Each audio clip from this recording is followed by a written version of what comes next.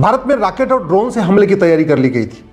जो लाल किला में bomb blast हुआ उसमें जांच में पता चला है कि भारत में रॉकेट और ड्रोन से हमले की तैयारी थी।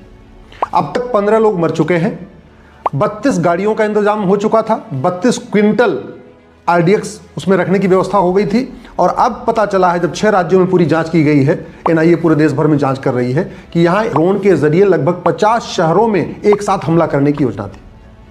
सवाल यह है कि भारत के अंदर जो जिहाद फैल रहा है इसका क्या इलाज है?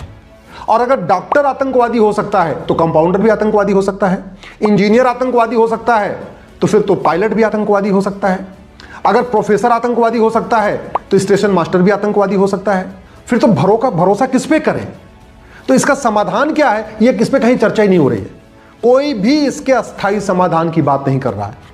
अगर भारत को बचाना है, भारत की संस्कृति को बचाना है, तो सबसे पहले मदरसा बंद करना होगा, भारत में समान शिक्षा लागू करना होगा, यूनिफॉर्म एजुकेशन सिस्टम लागू करना होगा। ये पहला आपको स्टेप लेना होगा अगर भारत को बचाना है। तो ये सब 90% साल भर में खत्म हो सकता है, बस नियम कानूनों को बदलना होगा। इसलिए मैं आपसे हाथ जोड़ के निवेदन कर रहा हूं, पार्टियों की गुलामी छोड़ दीजिए। ये सब के सब, कोई ऑस्ट्रेलिया भागेगा, कोई कनाडा भागेगा, कोई लंदन भागेगा, फंसेंगे हमारे और आपके बच्चे। तो दल गुलामी छोड़िए और कठोर कानून की मांग करिए।